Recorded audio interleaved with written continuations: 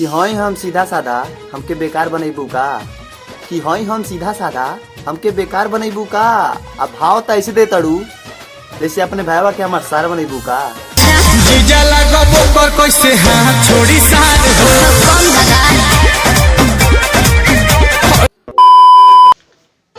कि बात बात पे लड़ेलू तोहार पटीदार ना है। कि बात बात पे लड़ेलू तोहार पटीदार ना है। दिमाग गरम हो लेकिन दिल के बेकार ना है। कि बात बात पे लड़ेलू तोहार पटीदार ना है। दिमाग गरम हो लेकिन दिल के बेकार ना है। आ कि तू हर बार रूठ हो हम तो के मनाई। कि तू हर बार रूठ हो हम तो के मनाई। करे जा लवर है तो आ बतार ना है। हमके दुल्हन बना लो ना।